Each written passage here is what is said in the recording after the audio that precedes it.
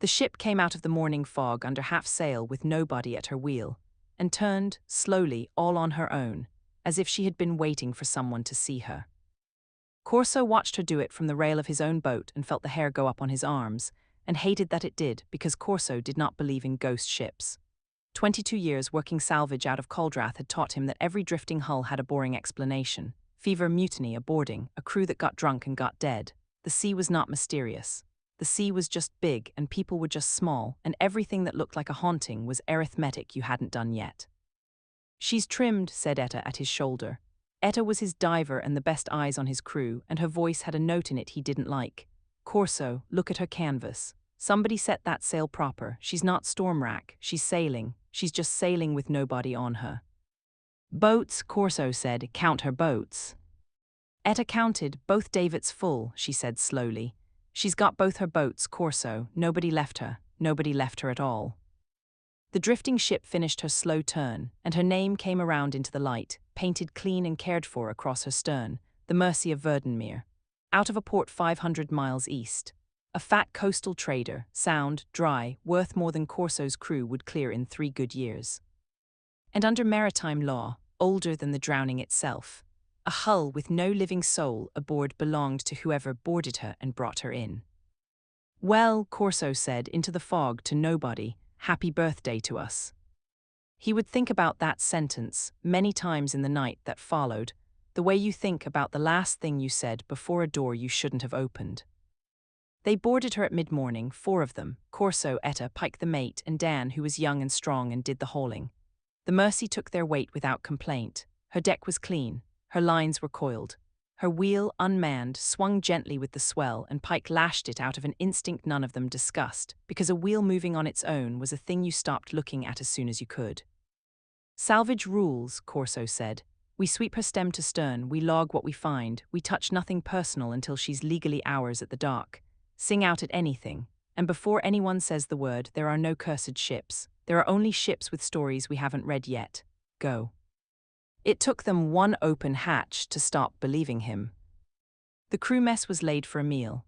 8 places, bowls with food in them, dried out days old but sitting square in front of 8 benches, spoons beside them, one spoon resting in a bowl as if a hand had set it down between bites. A pot still hung over a stove long gone cold, cups half full. A shirt over a bench back with a needle and thread still in the collar mid-mend. Nobody had run, running knocks things over. Nobody had fought Corso walk that mess deck twice with a lamp, and there was no blood, no splintered wood, not a bench out of line. And nobody had packed, sea chests full, boots under bunks in matched pairs, a pipe laid in a bowl of ash by a bunk with a book open face down beside the pillow, keeping its owner's page. 8 men and women had been sitting down to supper in calm weather aboard a sound, dry ship, and then they had simply stopped being aboard, all at once, between one spoonful and the next, taking nothing, spilling nothing, leaving both boats on the davits and every meal on the table. "Corso," Pike said quietly from the mess door. Pike had 30 years at sea and had pulled drowned men out of half the wrecks on this coast, and his face had gone the color of old canvas. "I've seen every way a crew dies, every way. There's always a mess. Dying is a mess." He looked around the tidy, patient, laid-for-supper room. "Where's the mess?" The rest of the sweep taught them the crew one bunk at a time, and that was its own slow kind of terrible. Salvage law said touch nothing personal, and salvage habit said look at everything, and so they walked the berth deck with their lamps and read 8 lives left mid-sentence. The carpenter had been carving a little wooden gull, half-feathered, the knife folded neatly beside it, waiting for after supper. Someone kept a plant, a tough little harbor geranium in a tin pot lashed to a shelf, and someone had watered it the day the world stopped because it was only now beginning to wilt.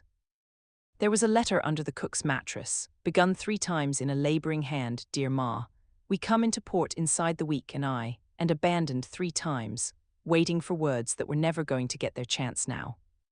Stop reading it, Corso told himself out loud in the empty berth deck. It was his own oldest rule. A wreck is property, not a story. Don't wonder about the dead. Strip her, sell her, sleep fine. He put the letter back exactly where it had lain. His hands were not quite steady doing it, and he noted that the way he noted weather. 22 years, and this ship had gotten under his rule in half a day because these weren't the dead, that was the thing. There were no dead. There was just a ship full of interrupted people, mid-meal, mid-mend, mid-letter, and a silence where 8 endings ought to be. The dead you could grieve and get on. The interrupted just stood at your shoulder, waiting with the supper going cold, asking to be finished. The log made it worse because the log was ordinary. Corso found it in the master's cabin, open on the desk, weighted with a stone the captain must have used for years, the entries in a round, steady hand. Fair winds, a slow day against the current, a note about a leaking water cask. The last entry was dated 5 days back and read, in full, becalmed evening. Light fog rising at dusk, set anchor watch, all well. All well, then 5 days of blank paper. Beside the log lay the ship's manifest, cargo listed and tallied, and beneath the cargo, as the law required, the crew list. 8 names. The captain Adrift, his mate, a cook, a carpenter, 3 hands. And at the bottom in the same round hand, half a name where the rest should be. Ship's boy Timo, age, and then nothing, as if the captain had been interrupted in the middle of a word and had meant to come back to it. 8 full names and part of a 9th. Corso stood in the dead man's cabin doing the arithmetic he'd promised his crew, and the arithmetic would not come out. 8 places laid at the table, 9 souls on the manifest. Somewhere on this ship, the count was wrong by 1. They should have taken her in convoy by daylight, and the weather took that choice away, which is how these things always go. The fog that had delivered her thickened through the afternoon into a white blindness with a swell under it. No night to be running 2 boats close in strange water. The safe seamanship, and Corso made himself say it out loud, so it would sound as reasonable as it was to put a prize crew aboard the Mercy overnight, ride the anchor in the lee of a barrier islet, and bring her in at first light. 4 aboard the prize. His own boat standing off at 2 cables with the rest. One night, Corso said, she's sound, she's dry, and she's ours at the dock. 1 night aboard and we're rich. Anyone who wants to sleep on our own boat instead can row over and say so. Nobody rowed over. Money is braver than sense. The sounds started an hour after full dark.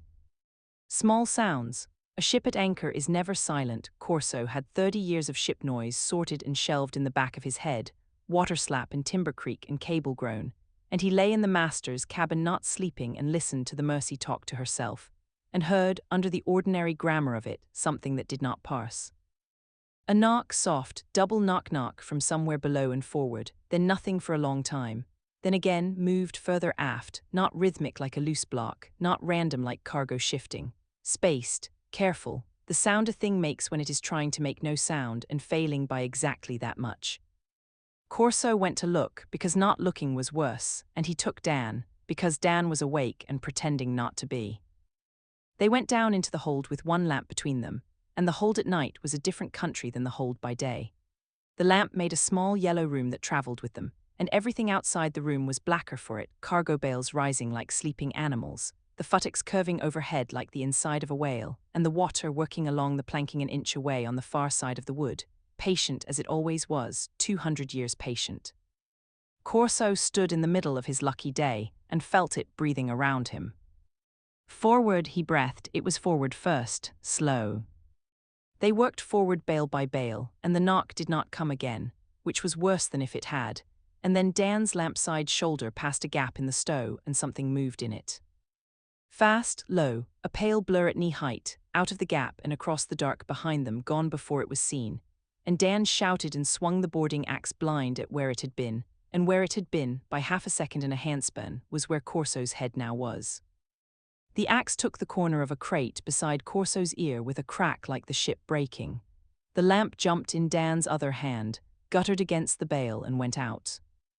Blackness total. The 2 of them stood blind in the belly of a ship whose crew had vanished mid-supper, hearts hammering, Dan whispering an apology over and over, and somewhere in the dark forward, unhurried now, almost thoughtful, knock. Knock. Don't move, Corso said, very calm, in the voice he kept for fouled dives and dragging anchors, the voice that was calm because something had to be. Don't swing. Whatever it is, it's been aboard 5 days and it hasn't touched us. Strike a light, slowly.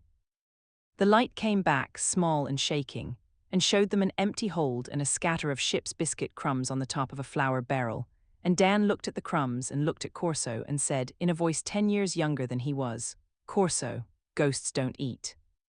No, Corso said slowly, they don't.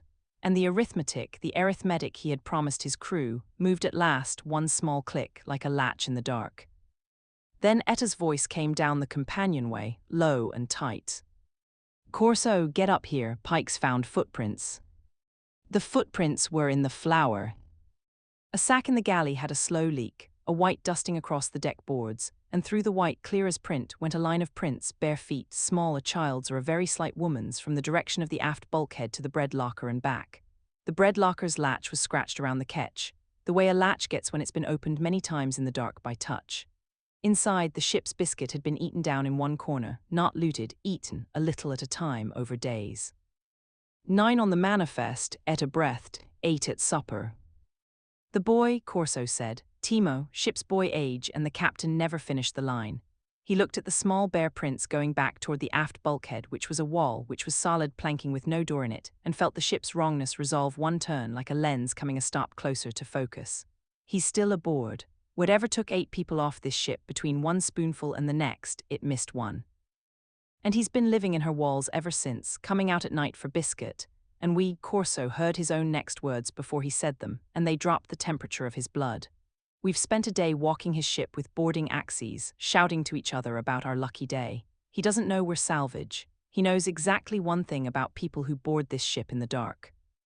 Which is what? Said Dan. That's the question, boy, Pike said quietly. That's the whole question of this ship. What did he see? They hunted the 9th soul through the Mercy's belly for 3 hours, and the ship fought them the whole way because the ship was his. A coastal trader is a honeycomb, lockers, lazarets, cable tiers, the dead spaces behind knees and futtocks that a working boy learns the way a mouse learns a house, and the boy had had days of terror to learn it perfectly. They found his nest in the cable tier, a blanket, a water jug, a fishing knife gone from the galley, and laid in a careful row, small and terrible, a child's tally, 5 ship's biscuits arranged like a calendar, one for each day alone. They found the nest, they could not find the boy. He moved when they moved, always a bulkhead ahead, and twice Corso heard him, the soft double knock, knees and palms in a crawl space, and once, holding his lamp into the black of the hold with his heart going like a drum, Corso saw, between 2 cargo bales at the far edge of the light, 2 eyes, wide, unblinking, watching him with an animal totality of attention, and gone the instant the light moved.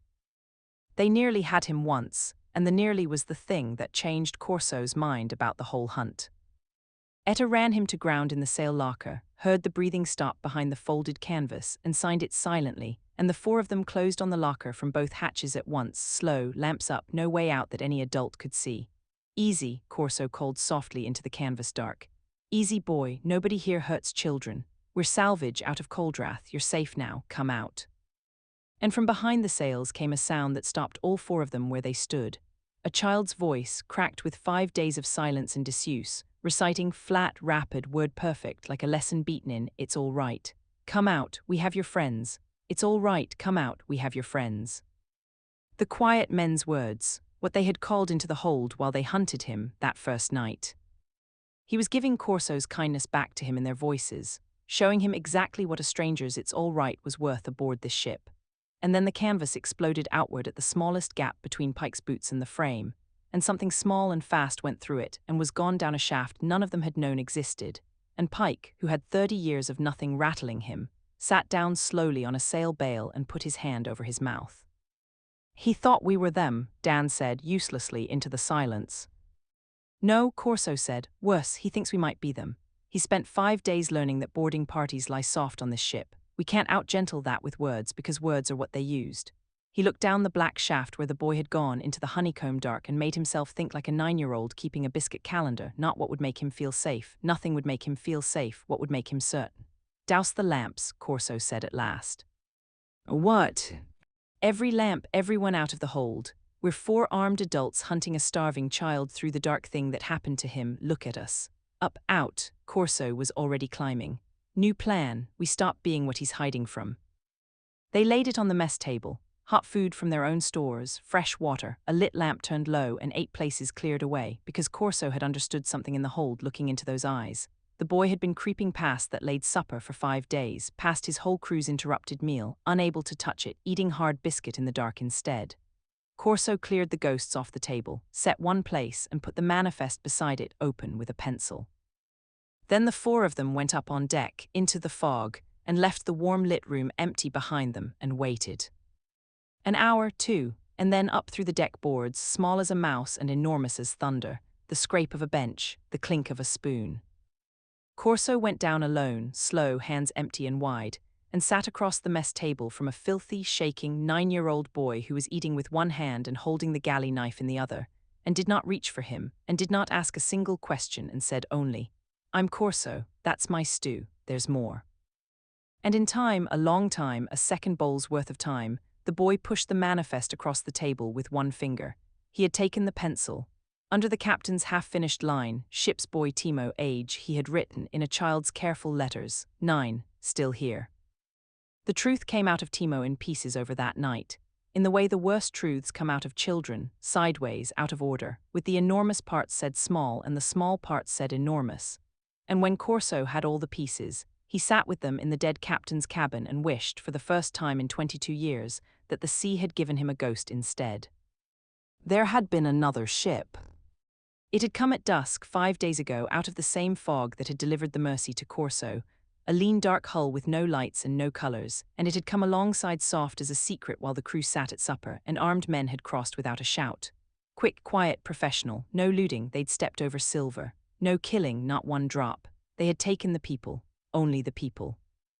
Roused them from the table at knife point, bound them silent, and walked them across to the dark ship in a line, the captain last, and Timo, sent up the mast to the crosstrees an hour earlier to watch for the harbour light, had clung up there in the dark above it all, 9 years old, unseen, and watched his whole world walk across a plank in a row and not come back. The quiet men, Timo called them.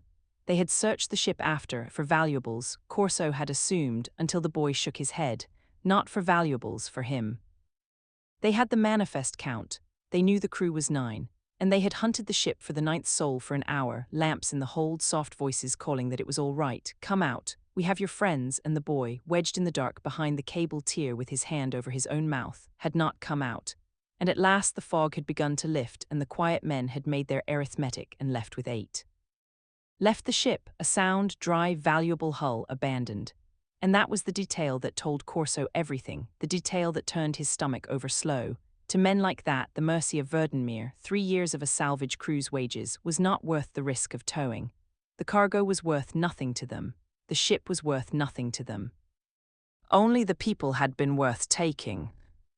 There is one trade in the drowned world where the arithmetic comes out like that, and every sailor on every coast knows its name and does not say it. And it is why the word slaver was not spoken aloud on the Mercy that night, though it stood in the cabin with them like a 9th presence. And it is why nobody had ever come back to report what happened to ships found drifting whole, because there was no one left aboard to tell, except, one time on one ship, one boy at the crosstrees. They wrote something, Timo said at the end when the rest was told. The chief one, before they went, he looked at the boats on the davits a long time and he laughed and he wrote on the fogboard by the wheel. The slate, Corso realized, the watch slate which he had found wiped clean and thought nothing of, because a clean slate is nothing. I climbed down after and read it. Then the rain washed it, but I read it. What did it say? The boy looked at the table. It said, back for the hull inside the week. The cabin was very quiet. Timo, Corso said carefully, how many days ago was that?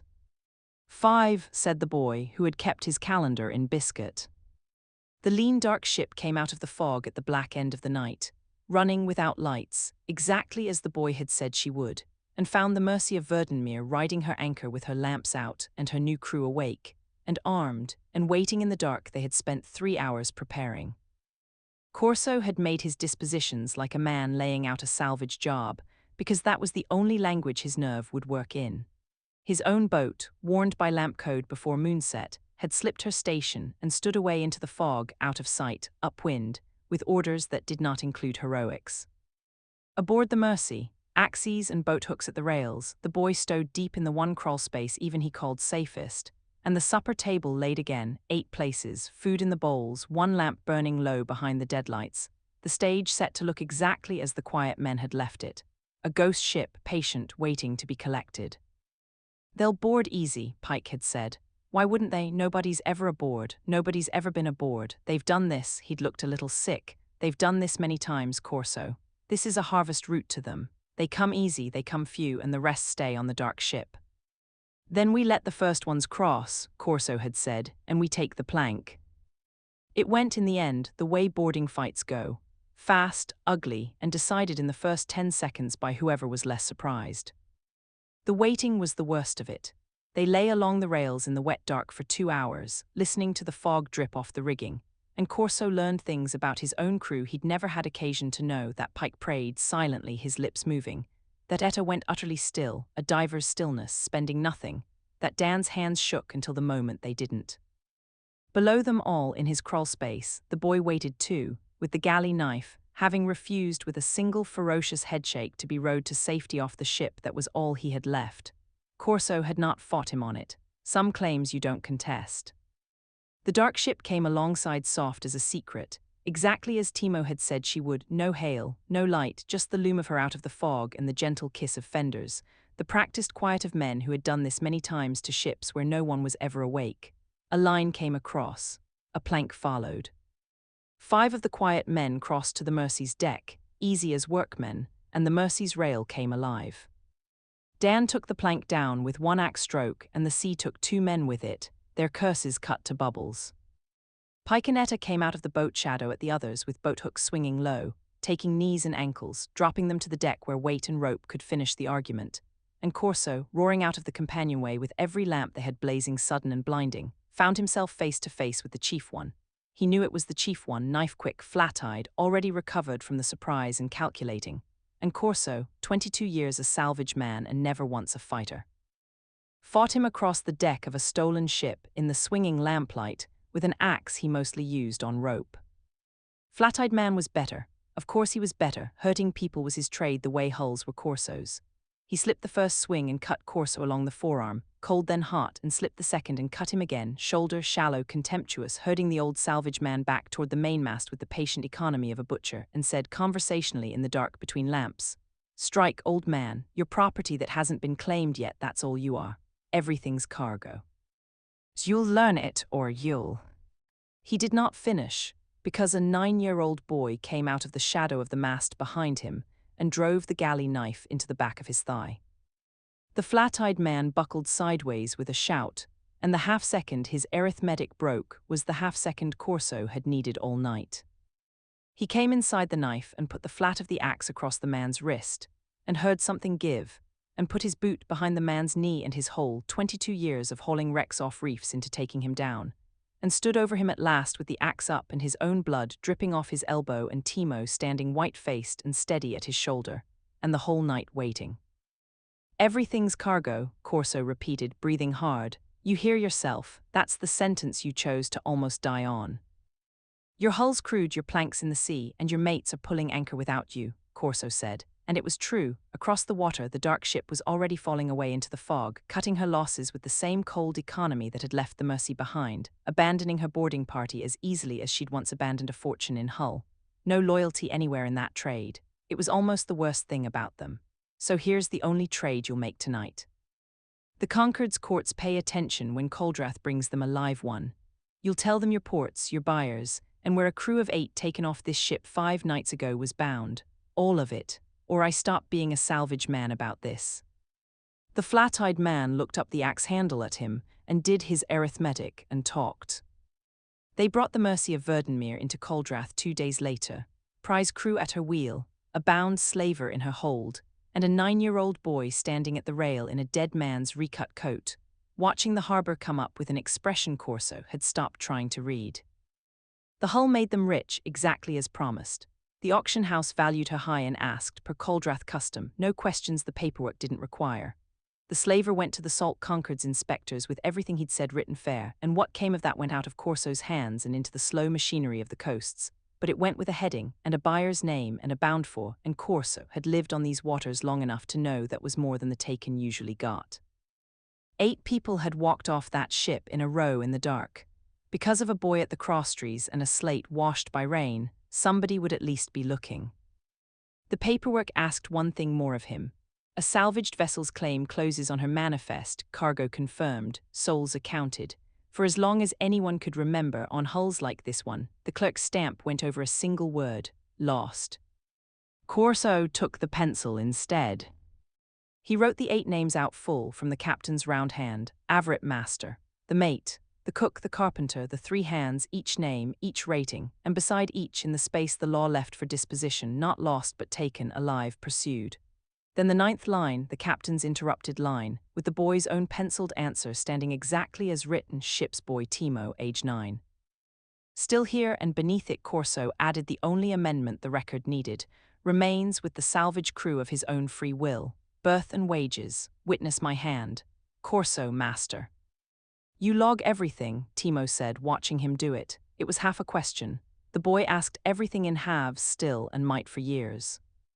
It's the whole trade, Corso said. 22 years I've told my crews, a wreck is property, not a story. Don't wonder about the dead, don't read the letters, strip her, sell her, sleep fine. Good rule, kept me sane. He blew on the ink and closed the book. It's wrong though, I know that now. Every hull is somebody's whole world stopped mid-supper. The manifest isn't cargo, boy, it never was, it's the part you're not allowed to lose. Timo thought about that the way he thought about everything now, carefully, from cover. The quiet men kept lists too, he said at last. I saw. They ticked my crew off a list, one at a time, walking the plank, like sacks. I know, Corso said. That's the difference, the whole world comes down to Timo. Everybody keeps a manifest. The only question that matters is whether the names on it are people. He stood and put his hand slowly, from where the boy could see it coming, on the small shoulder that had carried a whole ship's memory alone in the dark for 5 days. Yours are, mine are, come on, there's stew. And the salvage crew of the Gull Queen went down the dock into the noise of Coldrath. 9 souls where the manifest said 9, every one of them accounted for, and behind them in the harbour the Mercy of Verdenmere rode clean and quiet at her mooring, sound, dry, souled, just a ship again, her story read all the way to the end, the only kind of haunting Corso had ever believed in laid to rest the only way it ever is. By arithmetic, finally done, with none of the numbers missing.